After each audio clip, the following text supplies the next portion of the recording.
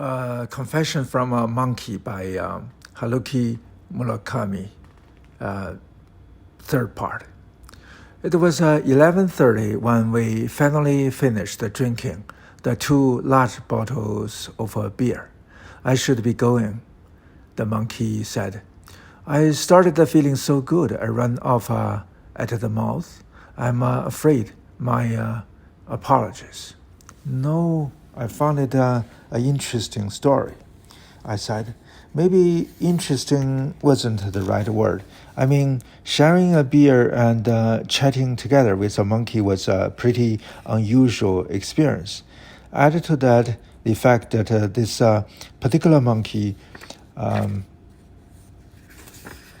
loved Brooklyn and stole women's names because he was driven to do so by sexual desire or perhaps love. And interesting didn't begin to describe it. It was the most incredible thing I had ever heard. But I didn't want to stir the monkey's emotion any more than necessary, so I chose this more calming, neutral expression. As we said goodbye, I handed the monkey a 1,000 yen bill as a tip. It's not much, but please buy yourself something good to eat. At first the monkey refused, but I insisted and he finally accepted. He folded the bill and carefully slipped it into the pocket of his sweatpants. It's very kind of you, he said. You have listened to my absurd life story, treated me to a beer, and now this kind of gesture. I cannot tell you how much I appreciate it.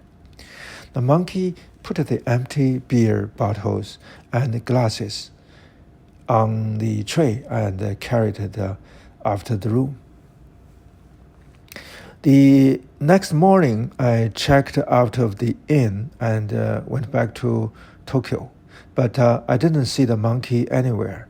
At the front desk, the creepy old man with no hair or eyebrows was nowhere to be seen, and neither was the aged head with the nose issue. Instead, a fat, surely middle-aged woman was manning the front. And when I said I would like to pay for the additional charges for last night's beer, she said emphatically that there were no incidental charges on my bill. All we have here is canned beer from the vending machine, she insisted. We never provide bottled beer. Once again, I was confused. I felt like bits of reality and unreality were randomly changing places. But I had definitely shared 2 large bottles of Sapporo beer with the monkey as I listened to his life story. I was going to bring up the monkey with the middle-aged woman, but decided against it. Maybe the monkey didn't really exist, and it was our illusion, the product of a brain pickled after soaking too long in the hot springs. Or maybe what I had seen was a long, strange, realistic dream. So if I said something like, you have an employee who is an elderly monkey who can speak, right? Things might go sideways. And the worst case scenario, they would think I was insane. Another possibility was that the monkey was off the books employee and the inn couldn't mention it publicly, not wanting the tax office or health department to catch wind of it, real possibility. On the train ride back home, I mentally replayed everything the monkey had told me. I jotted down all the details as best I could remember in a notebook I used for work, thinking that when I got back to Tokyo, I would write down the whole thing from start to finish. If the monkey really did exist, then that's the only way I could see it. I wasn't at all sure how much I should accept of what he had told me over beer. It was hard to judge it fairly. Was that really possible? To steal women's names and possess them yourself? Was this some unique ability that only the Shinagawa monkey was given? Maybe the monkey was a pathological liar. Who could say? Naturally, I had never heard of a monkey with a mythomania before. But if a monkey could speak a human language as skillfully as he did, it couldn't be beyond the realm of a possibility for him to also be a habitual liar. I had interviewed numerous people as part of my work, and had become pretty good at sniffing out who you could believe and who you couldn't. After someone talks for a while, you pick up some subtle hints and certain signals the man sends out, and you get an intuitive sense of whether or not they are believable. And I just didn't get the feeling that what the Shinagawa monkey told me was a made-up story. The look in his eyes and his expression, the way he had pondered things every once in a while, his pauses, gestures, the way he would get stuck for words, nothing about it seemed artificial or forced. And above all was the total, even painful, honesty of his confession. My relaxed solo journey over, I returned to the whirlwind routine of the city, even without any major work-related assignments. Somehow, as I get older, I find myself busier than ever, and time seems to steadily speed up. I, in the end, never told anyone about the Shinagawa monkey, or wrote anything about him. Why try if no one would ever believe me?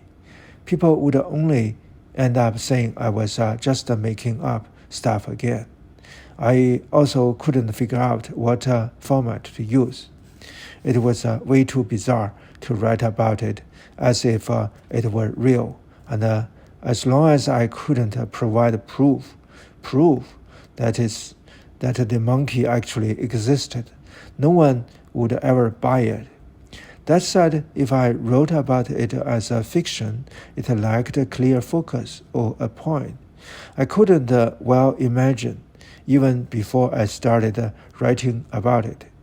My editor's puzzled expression after reading the manuscript and the question that would follow.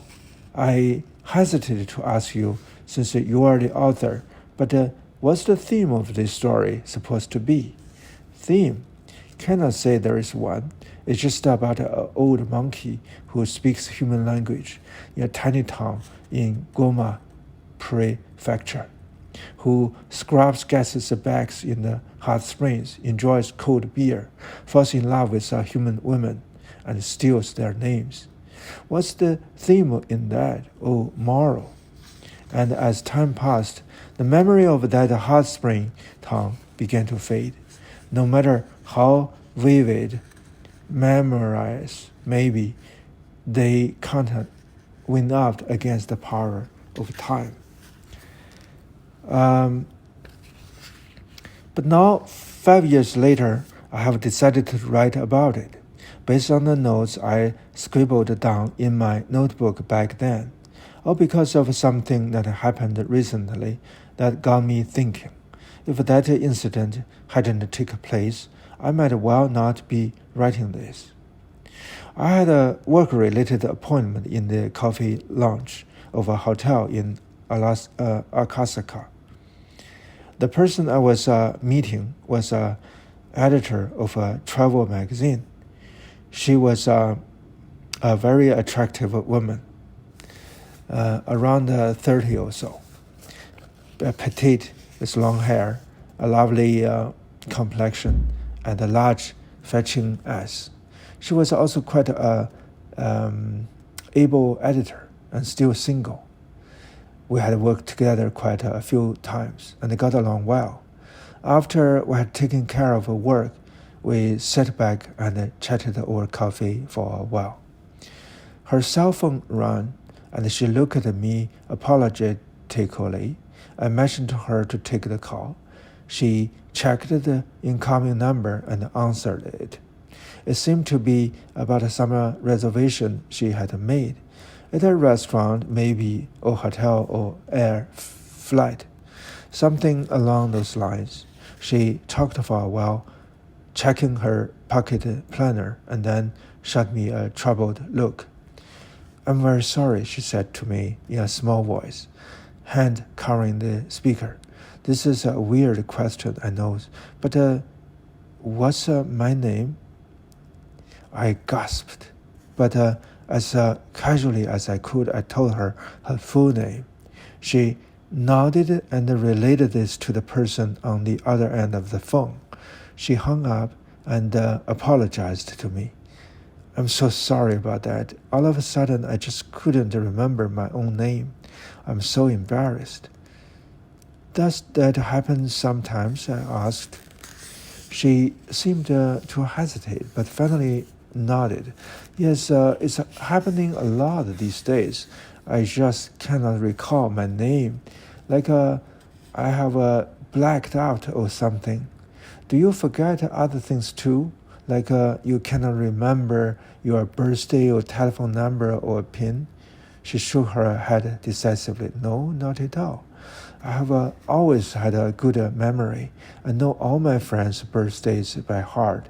I haven't forgotten anyone else's name, not even once. But still, sometimes I cannot remember my own name. I can't figure it out. After a couple of minutes, my memory comes back, but that couple of minutes is totally inconvenient, and I panic. Like I'm no longer myself anymore." I nodded silently. "Do you think it's a sign of early onset Alzheimer's?" she asked. I sighed.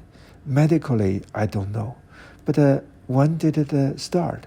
Those symptoms where you suddenly forgot your name?" She squinted and thought about it. "About a half a year ago, I think. I remember it was when I went to enjoy the cherry blossom, and I couldn't recall my name. That was the first time." This might be an odd thing to ask, but did you lose anything at that time? Some sort of ID, like a driver's license, a passport, an insurance card? She pursed her lip, lost in thought for a while, then replied, "You know, now that you mention it, I did lose my driver's license back then. It was lunchtime, and I was sitting on a park bench, taking a break, and I put my handbag right next to me on the bench. I was redoing my lipstick with my compact, and when I looked over next, a handbag was gone. The handbag was gone. I couldn't understand it. I had only looked away from the handbag for a second and didn't sense anyone nearby or hear any footsteps. I looked around, but I was alone. It was a quiet park, and I'm sure if someone had come to steal my bag, I would have noticed it." I waited for her to go on. "But that's not all that was strange. That same afternoon, I got a call from the police saying my handbag had been found. It had been set outside a police box near the park. Nothing else was missing. The cash was still inside, as were my credit cards, ATM card, and cell phone, all there untouched. Only my driver's license was gone. That was the only thing taken from my purse. It seemed unthinkable, and the policeman was quite surprised. They don't take the cash, only the license, and leave the bag right outside a police box." I sat quietly, but said nothing. This was the end of March. Right away, I went to the motor vehicle office in Samurzu and had them issue a new license. The whole incident was pretty weird, but fortunately there wasn't any real harm done. And Samurzu is near work, so it didn't take much time. Samurzu is Shinagawa, isn't it? That's right. It's in Higashioi. My company is in Takanawa, so it's a quick taxi ride, she said. She turned a doubtful look at me. Do you think there is a connection between me not remembering my name and losing my license? I quickly shook my head. I couldn't exactly bring up the story of the Shinagawa monkey here. If I did, she might wangle his whereabouts from me and head off to that inn to confront him face to face and grill him about what had happened. No, I don't think there is a connection, I said. It's just sort of popped into my head since it involves your name. She still looked unconvinced. I knew it was risky, but there was one more vital question I had to ask. By the way, have you seen any monkeys lately? Monkeys? She asked. You mean like the animals? Yes, real live monkeys, I said. She shook her head. I don't think I have seen a monkey for years, not in a zoo or anywhere else. Was the Shinagawa monkey back to his old tricks? Or was another monkey using his MO to commit these crimes? That would be a copycat monkey. Or was something else other than a monkey responsible? I really didn't want to think the Shinagawa monkey was back to stealing names. He had told me quite matter-of-factly that holding 7 women's names tucked inside him was plenty, and that he was happy simply living out his remaining years quietly in that little hot springs town. And he seemed to mean it. But maybe that monkey had a chronic psychological condition, one that reason alone couldn't hold it in check. And maybe his illness and his dopamine was urging him to just do it. And perhaps all that brought him back to his old haunts in Shinagawa, back to his former pernicious habits. Maybe I will try it myself sometimes. On sleepless nights, that random fanciful thought comes to me sometimes. I will filch the ID or name tag of a woman I love, set a laser-like focus on it, gather her name inside me, and possess a part of her all to myself. What would that feel like? No, that will never happen. I have never been deft with my hands, and would never be able to wipe something that belonged to someone else, even if that is something that had a physical form, and stealing it wasn't against the law. Extreme love, extreme loneliness. Ever since then, whenever I listen to Bruckner Symphony, I ponder that Shinagawa monkey's personal life. I picture the elderly monkey in that tiny hot springs town, in the attic of a rundown inn, wrapped up in a thin quilt, asleep. And I think of the snacks, the kakipi and the dried squid we enjoyed as we drank beer together, propped up against the wall. I haven't seen the beautiful travel magazine editor since then, so I have no idea what happened with her name. I hope it didn't cause her any real hardship. She was blameless after all. Nothing about it was her fault. I do feel bad about it, but I still cannot bring myself to tell her about the Shinagawa monkey. That's the end of the story.